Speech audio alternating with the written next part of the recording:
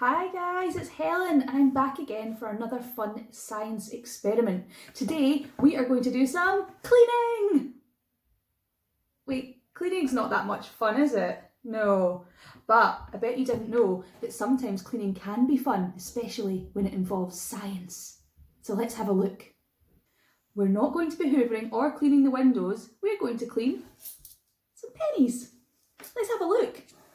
Look at this penny. What a nice shiny one. But sometimes, have you noticed, they turn a kind of dark brown colour. And you might think it's just because some are old and some are new, and that's kind of true, but more importantly is what they're made of. These pennies are made of a metal called copper, and when they're first made, they look nice and shiny like that. But over time, they turn dark brown. The reason for this is because the copper is constantly in contact with the air. Can you feel it? Well, it's always touching the pennies. And when that oxygen in the air touches the copper, it makes copper oxide, which is the dark brown stuff that forms on top. And that's why they turn brown. So let's do an experiment to try and turn these dirty pennies into nice shiny ones again. Let's have a look at what ingredients we'll need. Try and get as many of these ingredients as possible, but don't worry if you can't get every single one, it'll still be fun. Okay, first thing we'll try is just water. Let's see if just water on its own can clean a penny. The second thing we're going to try is vinegar. We've used this quite a lot in our experiments recently, haven't we? Yeah. Next up, lemon juice. You can buy it in the bottle like this, or if you've got an actual lemon, that'll be great as well. Some salt. Some tomato sauce, and last but not least, oh there's no room, some fizzy juice. Got some Iron Brew. Any fizzy drink will do, okay? So there we go. That's all the different things we're going to try.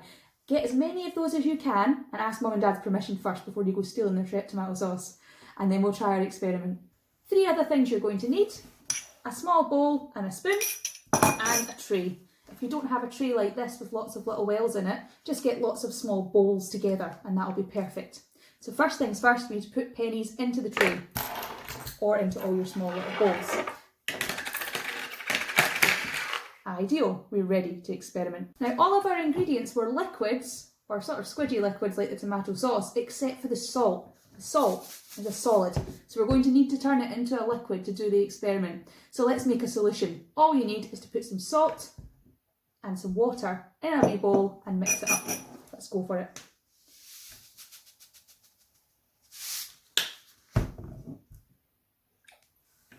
Yeah. Give it a good start until all the salt is dissolved and you'll have made a salt solution perfect for our experiment. First ingredient we'll put in is our water. Make sure you completely cover the penny up with whatever you're putting on it. Next, our salt solution. There we are. Lemon juice.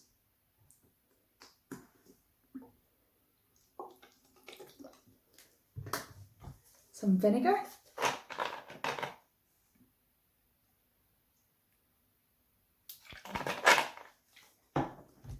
Tomato sauce. And last but not least, your fizzy drink. There we go, let's have a look. Excellent. So at the moment, all of them seem pretty much the same. Let me bring you in for a closer look. We'll give it a few minutes and then we'll check back, okay? While you're waiting for this experiment to work, why don't you come up with an idea of what you think might happen? In science, this is called making a hypothesis. A hypothesis is your best guess as to the outcome of the experiment. What do you think will happen? Which ingredient do you think will clean the pennies the best? And which one do you think won't work at all?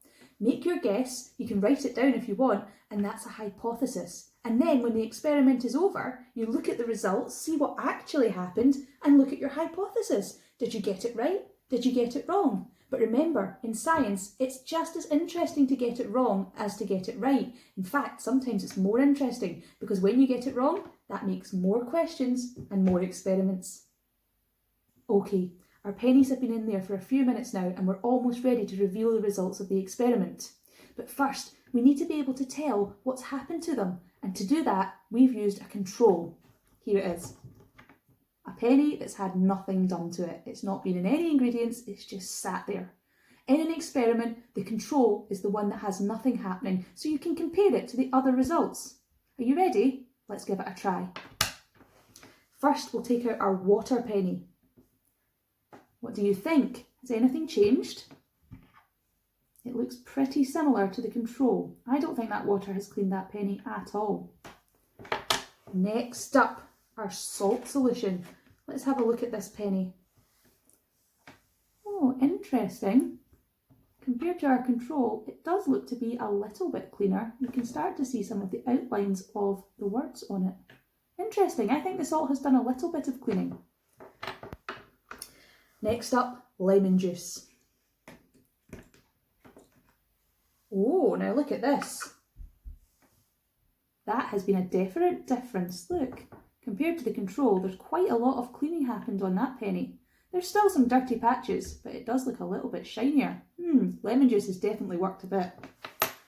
All right, now we've got our vinegar. Let's have a look at this. Oh wow, look at the vinegar. That penny is getting a lot shinier and a lot cleaner. The vinegar, just like the lemon juice, has done quite a good job. Still a bit of dirt on it, but it's starting to look pretty shiny. All right, now Irn-Bru. Let's get this one out and see. What do you think? Has it done anything? Again, I think it has. It looks quite shiny. Similar to the lemon juice and the vinegar. Well done, Irn-Bru. Last but not least, I'm going to get a bit messy for this one, the tomato sauce. Got a little bowl of water here to give it a clean so we can see what the difference has been. If I can catch it again. Still a bit dirty. Let's have a look. Oh, still tomato sauce. Wow, look at that. Now let's get the control and compare.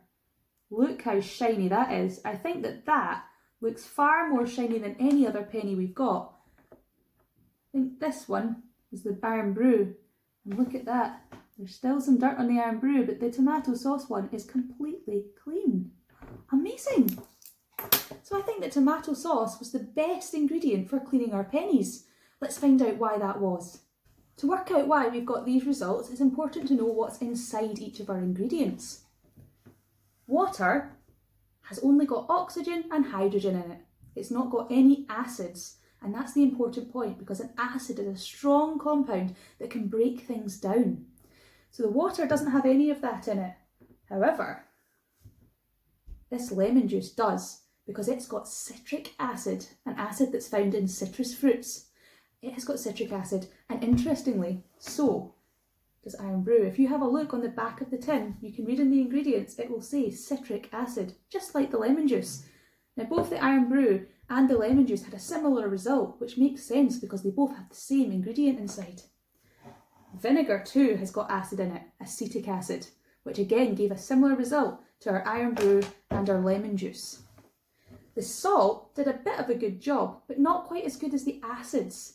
I'm going to explain the salt in a wee minute, but here is our winner, tomato sauce. Now inside the tomato sauce it has got acid, spirit vinegar. So it's got acetic acid just like our normal vinegar, but it's also got salt inside. And I think that's the key to why it was the winner, because our salt did do a bit of cleaning, didn't it? But so did the vinegar. And it was these acid and salt combination inside our tomato sauce which meant that we got a super shiny penny when the tomato sauce had done it. Now the reason for that is that while the acetic acid in the vinegar, and of course the tomato sauce, is breaking down that copper oxide, so is the salt, and it's freeing up chlorine ions which are then bonding with the copper, creating copper chloride, which gives a double effect. Hence our beautiful shiny penny that we got. There it is, nice and clean. I hope that makes sense. What you need to know, if that was too confusing, is that the acid and the salt together both clean at the same time, and that's why tomato sauce is best for cleaning pennies. There's one last thing you can do to go the extra mile on this experiment, and that's to take your vinegar and your salt and mix them together and try putting them onto a penny. Remember, it was the vinegar and the salt together in the tomato sauce which worked the best. So when you use these two mixed together, you should get the same result as you got from the tomato sauce. Why not give it a try? Well, now that you know that tomato sauce is best for cleaning pennies, you better go and ask your mum and dad for as many as you can find and clean them up nicely. If you want to have even more fun, you can make it into a little bit of an art experiment too. Take some tomato sauce in a paintbrush and dip it onto your penny, and you can make patterns that will be revealed as you clean it. Here's one I did. I cleaned the pattern with the tomato sauce, but not the background. You can have loads of fun doing this. And we'll be back again next week for more fun science. So I hope you have a good one. See you later. Bye.